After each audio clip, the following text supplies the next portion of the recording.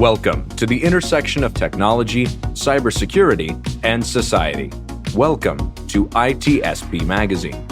You're listening to a new The Changemaking podcast with Chloé Messdaghi. Each episode will introduce an area of technology that needs work and highlight the changemakers working on it. Join Chloé and guests as they tap into their passion about equity and rights for all. Knowledge is power, now more than ever.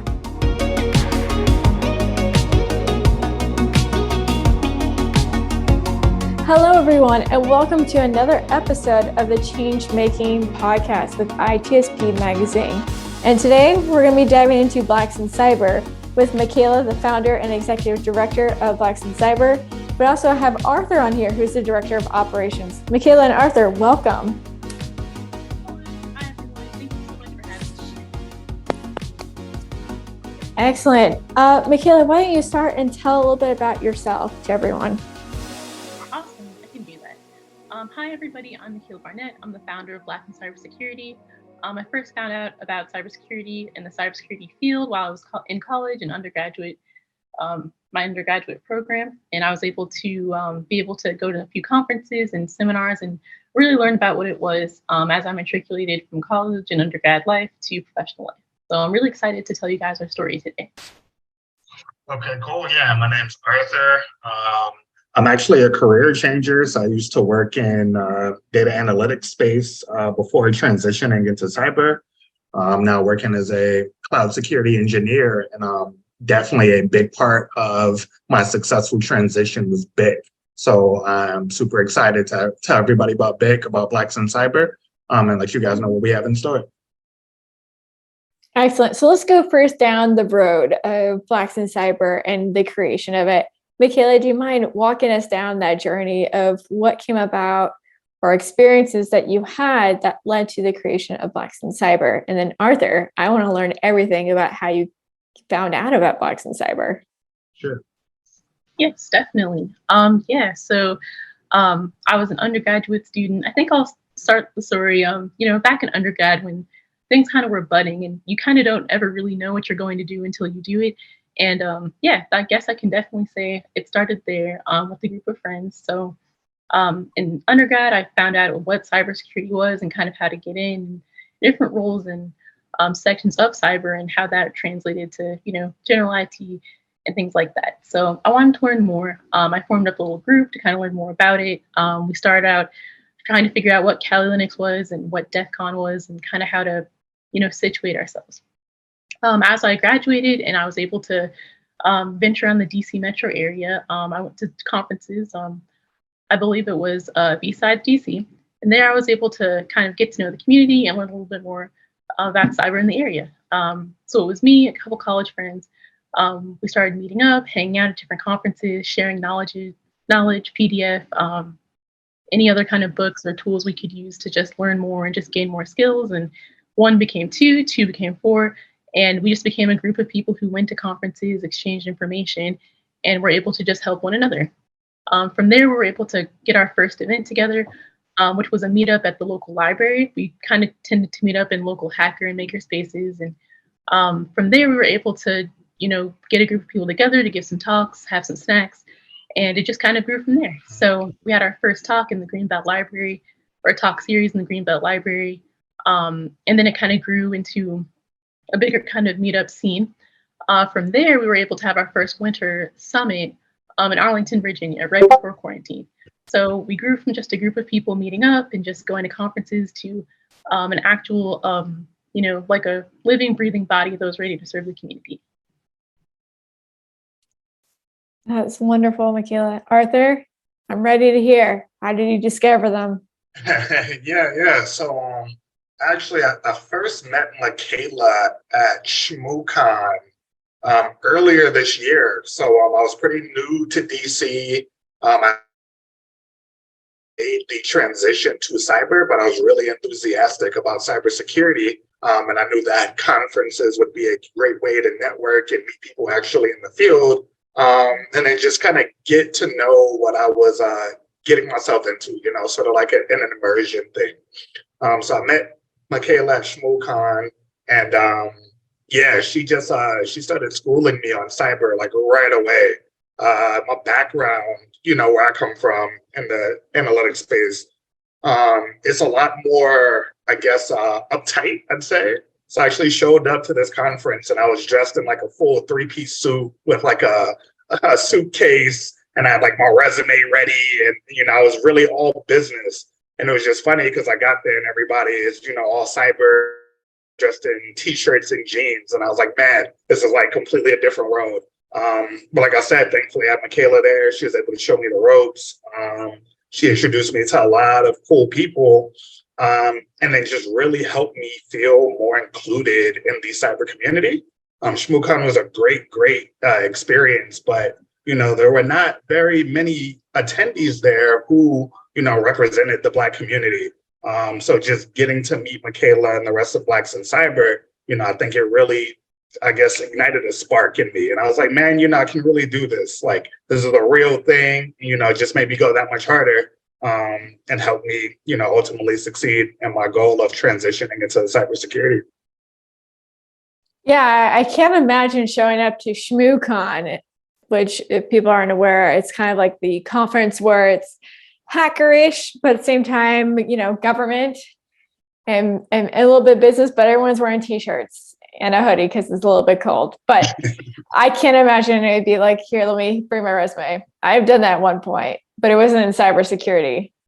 But yeah, and Michaela, I guess, you're opening your eyes. I mean, you're helping Arthur expand his eyes and seeing that, here is a place where you can really thrive in. And here's a group of people that are trying to make sure that everyone feels like they're belonging to be here while they thrive. Yes, definitely. It's one of our core values is inclusivity and integrity. And I'm glad I was able to stand for those core values and, helping Arthur and having him be as successful as he is today. And so, Arthur and Michaela, I know that, Blacks in Cyber does so many different things. You mind just giving a full idea of all the many things that you all do? Sure, I can definitely start, and then I'll have Arthur finish up. But yeah, we do a lot of different things throughout the year. We try to have as many, stream events on our live stream, which you can catch on Twitch or YouTube and Twitter, or everything up to our development programs and our conferences. So we like to definitely have seminars on different subject matters or just people we like to interview in the field. We have our development programs, our red team development, blue team development, speaker, and mentorship program to help stage people in the right direction and get them paired with resources to be successful.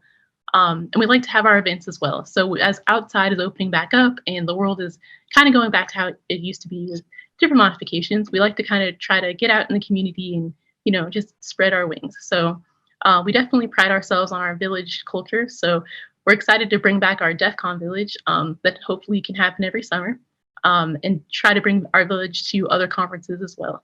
Our trademark event would be our winter conference that happens in February. And that's an event we really look forward to year round, to just bring our community together and just help educate and bring people into the field. Whether they're transitioning, they're students, or they're looking to just move up and skill up, we're just ready to help them. So go for it. Yeah, sorry. Yeah, so I guess I feel like this is definitely a perfect venue here to promote WinterCon a little bit more. So we definitely have WinterCon coming up here February 25th, 2023. Super excited. It's going to be a great time this year. Just because we're still being a little precautious, we're going to do everything virtual. So that means that, no travel. Anybody anywhere can attend.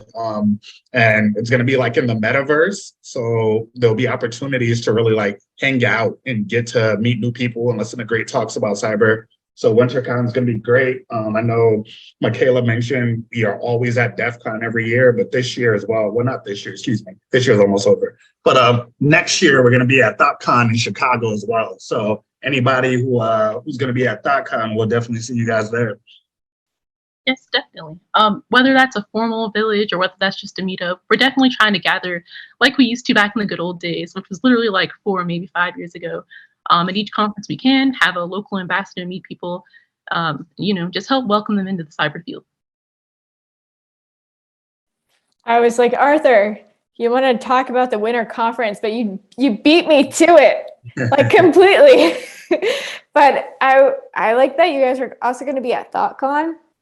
I went to ThoughtCon, I think it was back in 2018, but it could have probably been 2019. And I just remember how cool it was. It was just like, I would imagine that that's probably how DEF CON was at one point, where you have like this place, you find out what the location is, and you go there, and it's just a bunch of hackers that are just having fun. I love going to Chicago, so ThoughtCon is definitely one of my favorite conferences to attend. Yeah, I'm definitely looking forward to it. I've never been at ThoughtCon before, but I actually moved to DC from Chicago, so it'd definitely be great to be back in the Windy City. So I'm super excited. Yeah, I look forward to visiting the Windy City again. One of my favorite restaurants is their Bad Hunter. Did you ever go there? I've not. Do you know what part of town that's in? I do not know, but they shut down during the pandemic apparently. So I was like looking forward to going there, and there's a couple bookstores that I always go to as well. But yeah, well, I'll have to find a new food place. But there's so many. You have like, was it Duck Duck Goose? Is this one of them, right? Duck Go. There we go. Yeah, really good. Oh, it's a really good place. Okay, enough about food and Chicago and how amazing it can be. Michaela, what are some things that people can do to help make the winter conference successful? Yes. So for winter conference, we just appreciate any kind of support. So the first thing that anyone can do ever is just to retweet, reshare, or just tell a friend to tell a friend. Social media is $0.00, at least for right now. We aren't sure what's happening with Twitter. We definitely want people to just share on their medium of choice and just, tell people they can come hang out with us, learn more about us, and engage with our community. We are accepting sponsors, or we're definitely expecting a lot more people this year. So we want to make sure that we have the space and availability to just, allow people to come as they are and learn from us and the things we have to offer. So aside from sponsorship, you can also give a talk. You can go and see our CFP link and, just apply to speak to our community about your expertise and about, the things you'd like to share. So to wrap that up, sponsorship, our call for papers, telling people about us and, sharing our information, and also just attending if you feel like you also like to attend. So ticket sales should begin shortly, and we're really excited about bringing this virtual event back. Excellent. And then Arthur, is there anything else? Yeah, I just want to give a little bit more information about the CFP. So if you're interested, I actually posted some more information in the official cyber area Discord. So if you check out the Blacks in Cyber channel, you'll see some instructions there on how to submit a paper if you're interested. But yeah, definitely looking forward to hearing all of the great talks. I believe a little bird also told me that y'all are looking for, blue team development items. I'd love to learn more what this birdie meant exactly, and how can we all help? And I'm not talking about the Twitter bird, okay? That's gone now at this point. Yeah, so we're getting ready to launch our next iteration of the Blue Team Development Program. So pretty much the thought process behind the Blue Team Development Program is we're just helping members of our community upskill in Blue Team skills. So whether that be like digital forensics or incident response, malware analysis, if it falls within the umbrella of blue teaming, we're trying to increase our knowledge base in that direction.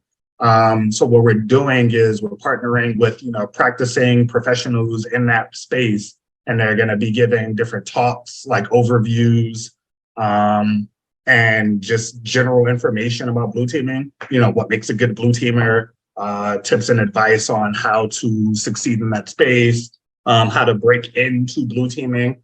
And then also we'll have some training available. So we have a really good partnership with INE that we're going to leverage to get some training for our Blue Team Development Program enrollees, so that way we can get them certified. And then, ideally, upskilled and either promoted in their current position or, help them break through that barrier and get their first cyber role. And then Michaela, is there anything in particular that you also see in the near future that Blacks in Cyber could use assistance in? Yes, I definitely think that we just want to make sure that we're, networking and just able to partner with as many orgs or companies as we can to just bridge that gap, even if that's mentoring and knowledge sharing. We love to have people on our stream, so anyone who wants to just share a little bit of knowledge or tell a story, we definitely would appreciate that. Or anything up to voucher programs or job pairing programs that we can use to help get opportunities and different other aspects to other people. So in short, whatever you can give, we are willing to use, all the way into used books and home lab supplies. We pride ourselves in being green and trying to help recycle. So if you have a spare anything laying around and you'd like to see it go to the hands of a student or someone who could use it to develop their career, we're definitely accepting. And then let's see here. What would you say would be a good advice to people that right now are looking to feel like they can fit in and find belonging places? Do you have any advice, Michaela and Arthur? It's open to both of you on that one. Okay.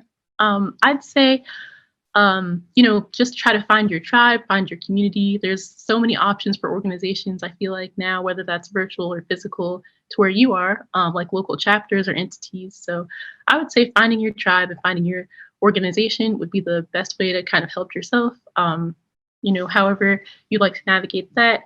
I think that, there's just so much strength in having a community behind you and a community supporting you. So I think that's a great way to just, even if you aren't really sure what to do yet, you can always just, find a mentor or find just a resource that can help you.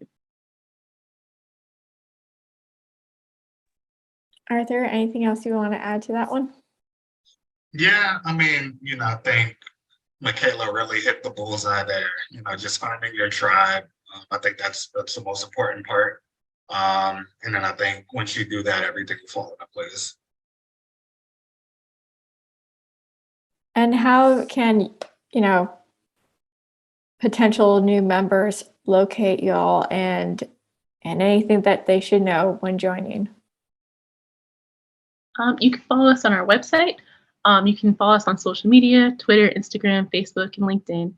Hopefully we can maybe have a Mastodon instance in case things go left on Twitter, but we're definitely on most social media in our website. So we're just a Google search away. It's great that seeing people are going onto Mastodon now at this point. Like I just got on it, I think about a week ago, and I'm still learning how to use it. And I have to admit, it's kind of refreshing from Twitter. I just feel like Twitter had so much in there. And I don't know about y'all, but like the past week has been so intense with the amount of spam and like bots these days. It's insane. Definitely, yeah. That's cool. I'm also new to Mastodon, so definitely looking forward to learning how to use the platform. Lovely.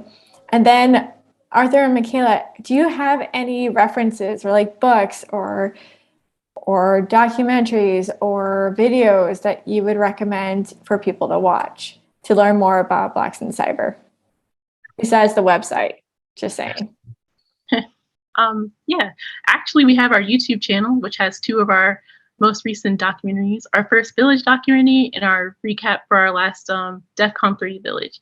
So you can watch those. And also, I guess for the greater cyber field, there's the DEFCON documentary that can teach you a lot and just kind of show you how that really large entity of a conference works. Because it can, be really easy to feel like, a small minnow in a big pond. But I think after watching that, you kind of see how things are and, the breakdown.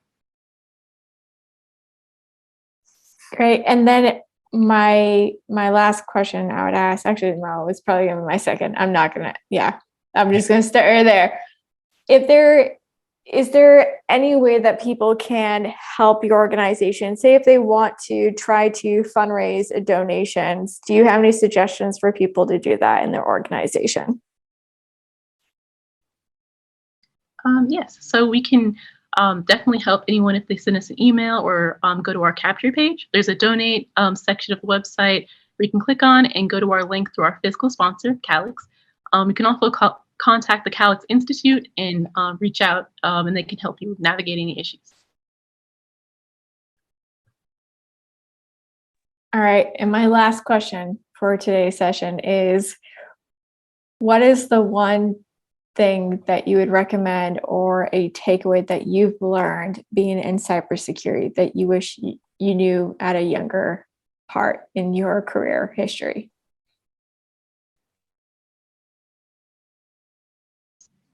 Yeah, for me, I would just say cybersecurity is really neat just because of the wealth of resources that are available online. So just really leveraging those resources will take you very far. There's a lot of great free resources. There's some great paid ones too, don't get me wrong, but just being able to leverage those resources to teach yourself about different aspects of InfoSec, I think is a very valuable skill to have. Yes, to piggyback off what he said, definitely just leveraging everything you can, whether that's blogs or, your LinkedIn network or your community or, any kind of course that someone's offering. I think that those resources go unvalued or undervalued at times. And, that's where you kind of get that niche information and, a shortcut whenever you need it. And I'd say for me personally, as someone who's making their way into penetration testing, it's kind of just I guess it's just a part of the job that sometimes you're going to be loud and wrong, or sometimes you're going to not get it right the first time. But, just that ability to kind of dust yourself off and get back in it and, research and come back and maybe that didn't work, but you can try something else, and just being agile and just being committed to just making progress every day. I think that's really important.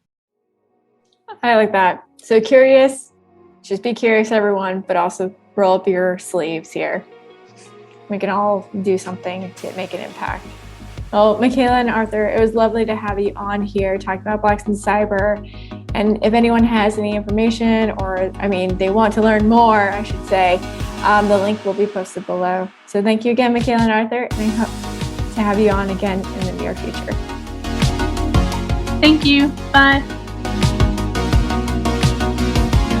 We hope you enjoyed this episode of the Changemaking podcast with Chloé Messdaghi. If you learned something new and this podcast made you think, then share itspmagazine.com with your friends, family, and colleagues. If you represent a company and wish to associate your brand with our conversations, sponsor one or more of our podcast channels. We hope you will come back for more stories and follow us on our journey. You can always find us at the intersection of technology, cybersecurity, and society.